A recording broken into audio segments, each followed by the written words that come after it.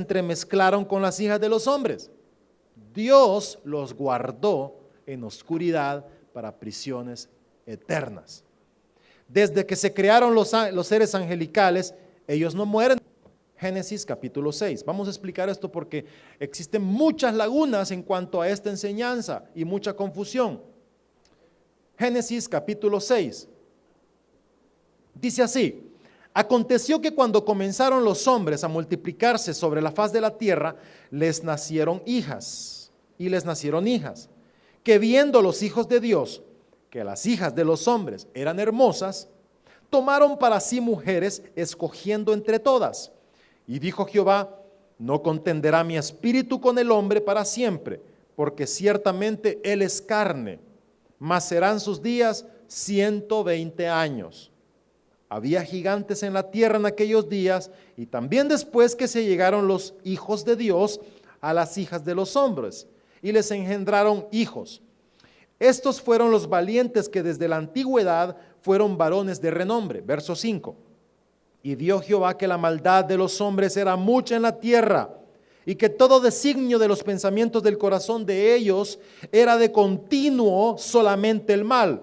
¿Y qué pasó? Se arrepintió Jehová de haber hecho hombre en la tierra, y le dolió en su corazón. Mira, este pasaje a mí me duele, a mí también, ver que a Dios le dolió en su corazón haber hecho al hombre. Vemos entonces, los hijos de Dios, hermanos, la palabra ahí es los hijos de Elohim, los hijos de Elohim. Ahora, estos hijos de Dios fueron directamente creados por la divina mano del poderoso Creador y no nacidos de otros seres de su propio orden. Esto nos lo dice Pember en su libro Las edades más tempranas de la tierra. Otras referencias a los hijos de Dios se refieren a seres angélicos, indiscutiblemente a lo largo de todo el Antiguo Testamento. Veamos entonces en Job, capítulo 1, verso 6. Job, capítulo 1, verso 6. Esto es cuando Job llegaron los hijos de Dios, ¿verdad? Job 1, 6. Un día vinieron a presentarse delante de Jehová los hijos de Dios, entre los cuales vino también Satanás, los hijos de Dios. Veamos también Job capítulo 2 verso 1. Aconteció que otro día vinieron los hijos de Dios para presentarse delante de Jehová, y Satanás también entre ellos presentándose delante de Jehová. Veamos también en Job en el capítulo 38. Job 38. Verso 7. Cuando alababan todas las estrellas del alba y se regocijaban todos los hijos de Dios. Es decir, cuando Dios estaba creando toda la tierra, le decía a Job: ¿dónde estabas tú? Cuando estos alababan, todas las estrellas alababan, se regocijaban, los hijos de Dios. Ahora, número 3, hijos. Cuando dice hijos, ¿qué letra está utilizando hijos? La primera letra, ¿mayúscula o minúscula? Minúscula. Representa entonces que no son una deidad. ¿Cómo representa la deidad cuando se refiere al Hijo de Dios? ¿Cómo es la H mayúscula, verdad? El Hijo del Hombre, dice, y mayúscula, el Hijo del Hombre. La letra mayúscula refleja la deidad del mencionado. Ahora, el título Hijos de Dios es restringido a ángeles por muchos eruditos e historiadores, siendo traducido como ángeles de Dios en sus escritos. Veamos algunos ejemplos. En primer lugar, en la traducción de Moffat aparece ángeles de Dios. En la versión de la Biblia viviente aparece seres del mundo espiritual. En el Códice Alejandrino aparece ángeles de Dios. En la versión de la Septuaginta, que es la versión que tradujeron del hebreo al griego, aparece ángeles de Dios. La versión que escribieron los padres ante Niceno, en el volumen 8, en la página 873, aparece ángeles de Dios. Eusebio era parte de este grupo, hermanos. También Filón el judío y el testamento de los 12 patriarcas, lo dicen así. También Agustino en su libro, en su obra La ciudad de Dios, dice ángeles de Dios. G.H. Pember también menciona en su libro Las edades más tempranas de la tierra, lo menciona como los ángeles de Dios. Josefo tiene un buen artículo, un buen párrafo aquí que hemos extraído de algunos de los escritos de Josefo, titulado Las antigüedades de los judíos.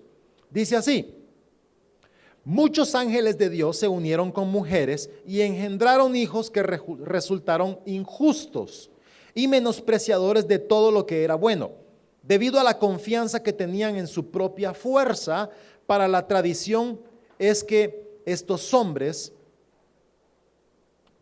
hicieron lo que parecía a los actos de aquellos a quienes los griegos llamaban gigantes. Pero Noé estaba muy inquieto por lo que hicieron y se disgustó por su conducta. Se esforzó para persuadirlos a la oportunidad de sus disposiciones y sus actos para lo mejor. Pero al ver que no cedieron a él, pero que eran esclavos a su placer perverso, él tenía miedo, es decir, Noé, de que lo pudieran matar junto con su esposa e hijos y los que se habían casado. Así que salió de esa tierra. Es interesante este artículo de Josefo. Veamos en Job 38:4 y verso 7, como lo leímos hace algunos instantes, claramente revela que los hijos de Dios existieron anterior a la creación del hombre. Al examinar la pregunta de Dios a Job, cuando le dice: ¿dónde estabas tú cuando alababan todas las estrellas del alba y se regocijaban todos los hijos de Dios? Esta es la respuesta en el versículo 4. Dice así: ¿dónde estabas tú cuando yo fundaba la tierra? Número 6 dice que todos los ángeles registrados en la Biblia son adultos masculinos. Estamos muy acostumbrados a ver los pequeños cupidos, ¿verdad? Los pequeños querubincitos, regordetes y desnuditos, ¿verdad? Con sus alitas volando. Eso no es cierto, hermanos. O algunos dibujan ángeles en forma de mujer. Eso no es cierto. Los ángeles tienen apariencia masculina, adultos, fuertes. Cada ángel nombrado es un nombre masculino: Gabriel, Miguel, algunos mencionan a Rafael, ¿sí? Lucifer era un ángel, era un querubín, el querubín protector. Génesis 6:2 entonces nos declara que los hijos de Dios tomaron esposas para ellos mismos de las hijas de los hombres. La palabra hombres es la palabra Adam, ahí está en su manual, Adam, que significa ser humano o género humano. En el original hebreo, en esta palabra de 6:2, aparece esta palabra, Adam. Surge la pregunta entonces de cómo podría ser posible para los seres angelicales tener relaciones sexuales con seres humanos. Aquí está una encrucijada. ¿Cómo resolveremos esto, hermanos? Que Dios nos ayude. Judas 6, regresemos a ver qué es lo que dice Judas 6. Y a los ángeles que no guardaron su dignidad, sino que abandonaron su propia morada. ¿Ve? Abandonaron su propia morada. Ahora, la palabra morada es la palabra oiketerion. Ahí está en su manual, pero lo vamos a anotar aquí. Oiketerion.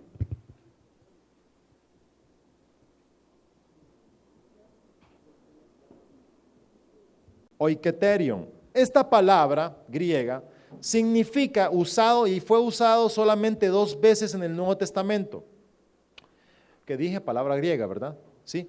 Primero en Segunda de Corintios, veamos qué nos dice Segunda de Corintios 5:2. Segunda de Corintios 5:2. Dice: y por esto también gemimos, deseando ser revestidos de aquella nuestra oiketerion, de aquella nuestra habitación celestial, oiketerion. En Judas lo menciona como morada o habitación, oiketerion. Esta es la única palabra que aparece en estos 2 versículos. Así que este cuerpo mortal está anhelando un cuerpo resucitado, un cuerpo celestial. Esto incorruptible, hermanos, algún día esto corruptible, se convertirá en algo incorruptible. Estamos anhelando una nueva habitación, una nueva morada, usted y yo. Pero en el caso de estos ángeles, ellos despreciaron, o mejor dicho, abandonaron su propia morada. Esta palabra oiketerion, que también es utilizada en Judas 6, se refiere a estos ángeles que no mantuvieron su propio principado, su región asignada del universo. Ellos habitaban en el tercer cielo y fueron expulsados a la tierra. Se les permitió estar en el primer cielo y en el segundo cielo, es donde operan estos principados. Su región asignada es el universo. Ellos dejaron su apropiada habitación. Dejaron su apropiada habitación por el revoltijo que hicieron en el cielo. Tomaron una casa o una forma corporal diferente a la de su forma espiritual. Cuando Dios los echa del cielo, son despojados de esa gloria que ellos tenían, de esas alas hermosas, de ese cuerpo fornido, y se les da un cuerpo, se les da una forma donde ellos, una forma corporal, ni siquiera se puede decir un cuerpo, porque a saber qué forma tienen, pero logran ellos tener una forma corporal. Algunos estudiosos creen que los ángeles que fueron echados del cielo, cuando cayeron a la tierra, algunos creen que se encogieron, se hicieron feos, regordetes, horribles, se deformaron. Realmente ellos porque abandonaron su morada. Acuérdense de esta palabra oiketerion. En nuestro caso, hermanos, este cuerpo corruptible algún día se convertirá en algo incorruptible. Esta es la palabra oiketerion. Nosotros estamos anhelando una nueva habitación. En el caso de ellos fue al revés. Lo incorruptible que ellos tenían se convirtió corruptible, feo, horrible. Se hicieron horribles y cayeron aquí a la tierra. Analicemos entonces, hermanos. Lucifer comienza su rebelión en el cielo contra Dios y un tercio de los ángeles son echados del cielo y al ser expulsados del cielo son despojados de su primer estado a una nueva forma, a un nuevo estado inferior al que fueron creados antes. Entendamos muy bien eso. Dice, desnudados a sí mismos del cuerpo espiritual apropiado para ellos como seres del cielo y materializados por sí mismos en un cuerpo de la tierra, ya que la palabra usada, oiketerion, en el único otro lugar en el Nuevo Testamento significa el cuerpo celestial con el cual el creyente anhela ser revestido, según Pember. Ellos, es decir, hermanos, ellos cambiaron su cuerpo celestial por algo menos que eso.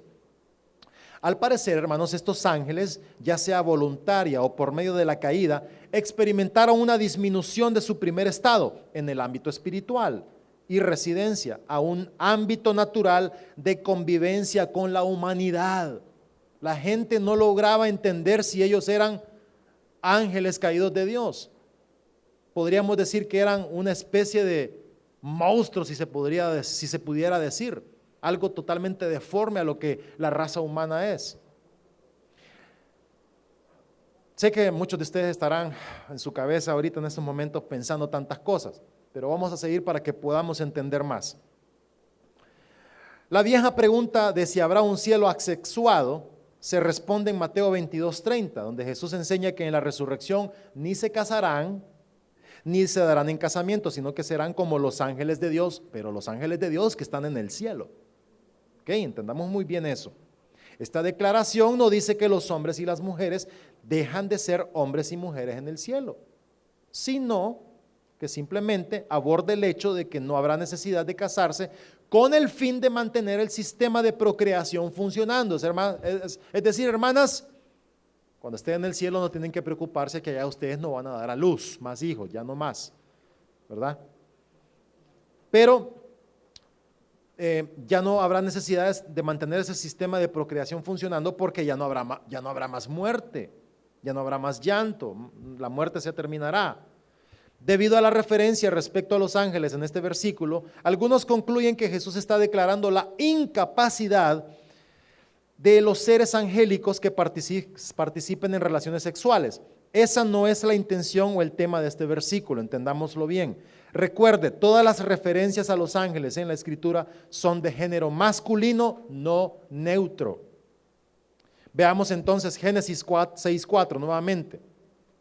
Había gigantes en la tierra en aquellos días, y también después que se llegaron los hijos de Dios a las hijas de los hombres y les engendraron hijos. Gigantes. La Biblia claramente declara que habían gigantes, incluso tribus de gigantes existiendo por cientos de años antes del gran diluvio. Estos fueron conocidos como Anakim, Abim, Emim, Refaim, Orim, Samsumim a lo largo del Antiguo Testamento. De estas tribus de gigantes vino Goliat y sus hermanos, como también Og, rey de Basán. Más de 20 versos son dedicados a estos gigantes y su tamaño. Este Og, rey de Basán, dice que la palabra que él dormía en una cama de hierro que medía aproximadamente unos 13 pies de largo y casi la mitad de ancho. Para nuestro concepto latino sería 4 metros de largo por 1.8, que sería algo más o menos así. ¿Sí? 1, 2, 3, 4 metros de largo. Yo no sé la cobija cómo era de él. Ok. Este Og, rey de Basán, dormía en una cama de hierro que medía aproximadamente 13 pies de largo y casi la mitad de ancho. Para que podamos entenderlo en concepto latino, en cuanto a la medida, serían 4 metros de largo por 1.8 metros de ancho. Entonces sería más o menos de donde está esta bocina acá, más o menos acá. 1, 2, 3, 4. Imagínense qué larga era esa cama. 4 metros de ancho y tenía 4 metros de largo y 1.8 metros de ancho. Otros gigantes mencionados por nombre fueron Anak, Lamí, Ishbibenob, Saf, Arba, Sheshai, Talmai y Ahimán. Mencionar este número de gigantes por nombre debe hablarnos de su realidad, no los puntos de vista mitológicos abrazados por algunos al intentar justificar lo que no encaja en su teología. Gigante entonces es la traducción usada para la palabra Nefilim. En la concordancia Strong es el número 5303 y aparece la palabra Nefil. En Génesis 6:4 también significa matón, un patán o un tirano. Eso aparece en Números 13:3.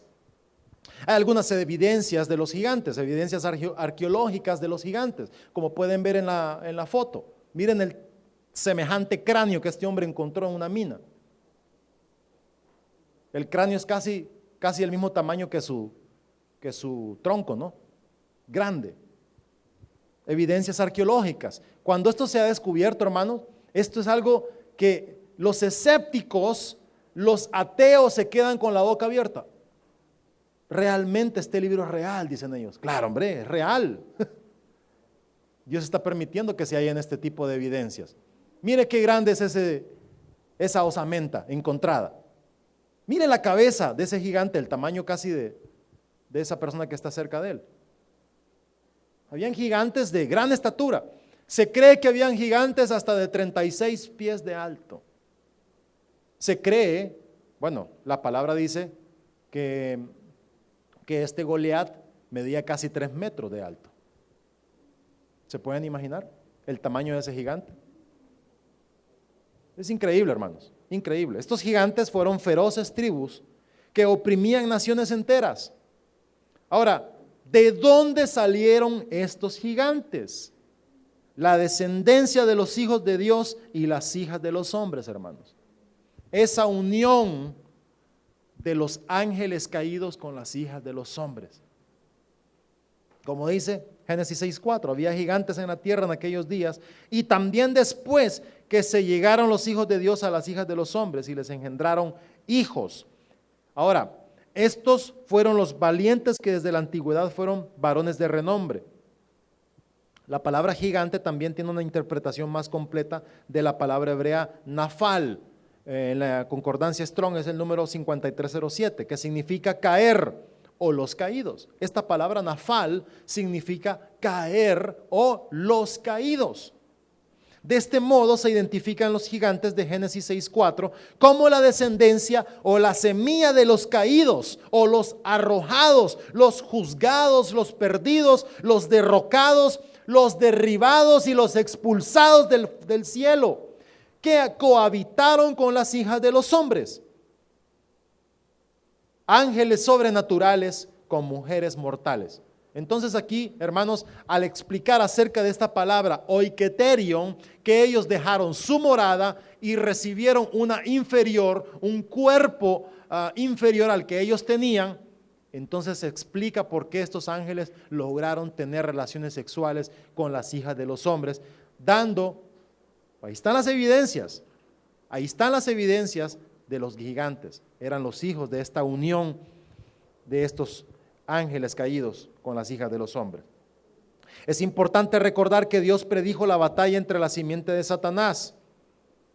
La palabra sera, que es fruta, concebir o dar a luz o posteridad, y la de la mujer en Génesis 3:15. Esto ayuda a aclarar un poco cómo Satanás intentó pervertir la semilla incorruptible de dirigir una conspiración para contaminar la raza humana a través de estas uniones no naturales entre los ángeles caídos y la humanidad.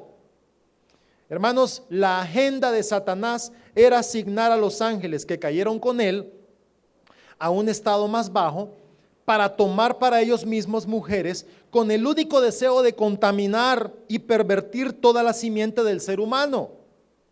Si ellos lograban hacer eso, Cristo el Mesías no sería capaz de reinar y Satanás jamás tendría su castigo a través de la muerte de Cristo.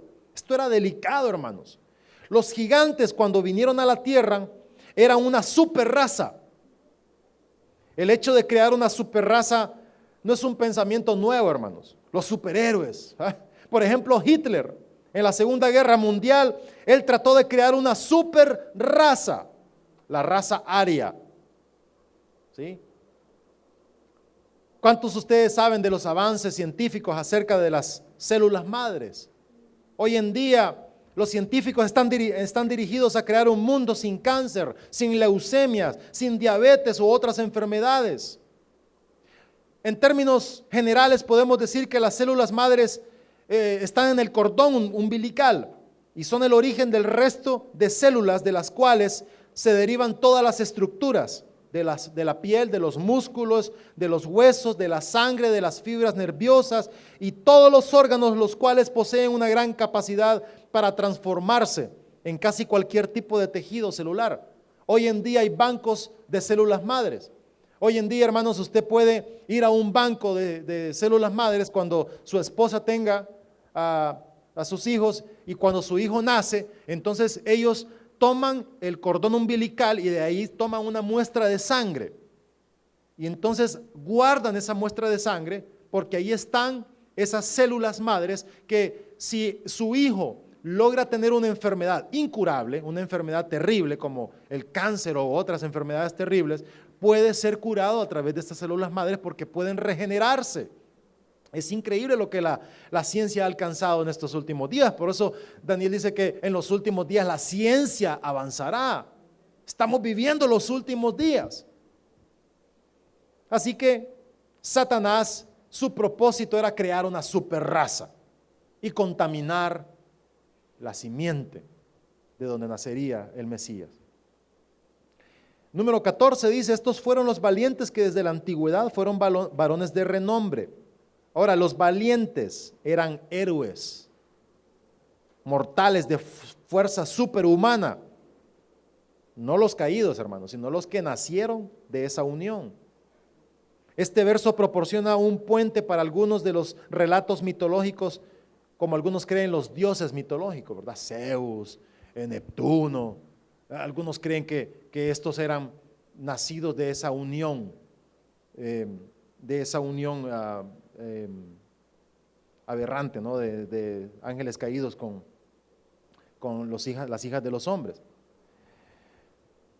También eventos arqueológicos inexplicables y estructuras físicas son más fáciles de abrazar cuando uno reconoce la realidad de las razas de gigantes existentes hace tiempo, como la descendencia de mujeres mortales y los hijos de Dios. Por ejemplo, eso que vemos acá, en el Líbano de hoy, se encuentra a unos 1150 metros sobre el nivel del mar. las mayores ruinas de los templos del mundo. Esto que vemos ahí en la pantalla es Baalbek, la ciudad del hijo del dios Baal, llamada Heliópolis, residencia del dios griego Helios.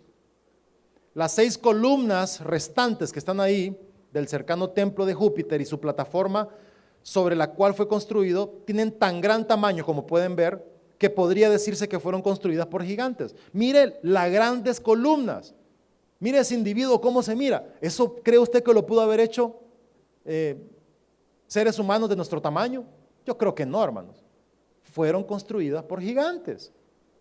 También vemos en esta fotografía, en esta imagen, esta es la mayor piedra, la más grande piedra de construcción del mundo. Mide 21.36 metros de largo y 4.33 metros de alto. Su anchura es de 4.6 y pesa entre 1.200 a 2.000 toneladas. No llegó a transportarse hasta la terraza del templo que acabamos de ver, de Baalbek, y su nombre es la piedra de la mujer embarazada, sí, porque cuando la estaban cargando, tenían que hacer mucha fuerza, así que le pusieron, me imagino que le pusieron por eso. Pero miren el tamaño de esa piedra, tallada, es de una sola pieza, hermanos. No pudo llegar hasta la parte de arriba porque era demasiado pesada. ¿Usted cree que eso fue hecho por seres humanos de nuestro tamaño? Yo creo que no. Estos son eventos arqueológicos, son evidencias arqueológicas de que los gigantes existieron. Nuevamente lo seguimos insistiendo. Regresemos entonces a Génesis 6:5. Y vio Jehová que la maldad de los hombres era mucha en la tierra y que todo designio de los pensamientos del corazón de ellos era de continuo solamente el mal. Ahora, en el verso 3, la escena cambia de la maldad de la tierra a la sala del trono de Dios, mirando hacia abajo a su creación rebelde. A él le dolió en su corazón. Este estilo de vida continuo de pecado y de la corrupción debía terminar. Su espíritu no contendería por siempre con el hombre al ver que el hombre estaba completamente decidido para ceder a la carne y sus deseos. Sin embargo, en medio del juicio, Dios extiende una ventana de oportunidad para arrepentirse por 120 años. ¡Qué misericordia la de Dios, hermanos! En el verso 5 al 7, Dios ve que los deseos de los hombres abandonados en sí mismos solo los trazó más lejos de Dios, llegando a ser cada vez más contaminados, sobre todo en el deseo sexual. Los hijos de Dios tomaron por la fuerza, si era necesario, esposas, también traducido como mujeres, denotando ningún compromiso de pacto, solo el género femenino. Es decir, las tomaban por la fuerza hasta violarlas si era posible, dando la implicación de que estos ángeles caídos tenían tantas parejas sexuales ya que estaban dispuestos a forzar. Estos nefals eran agresivos matones y tiranos que tomaban lo que ellos querían. Ese mismo espíritu se transmitió a lo largo de toda la humanidad, infectando a todos los hombres hasta la impiedad y la rebelión contra Dios, la cual se convirtió en la norma. Que no le extraña hoy en día a los violadores. De ahí nació, de esta unión de estos seres caídos.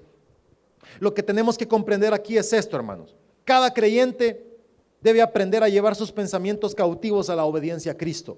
Sin embargo, debemos darnos cuenta de que cuando comienza a venir un mal pensamiento, no de nuestra cabeza, sino de nuestro corazón, ya no es un ataque exterior, sino que ahora se trata de un deseo interno, y como deseo interno es una parte de la persona.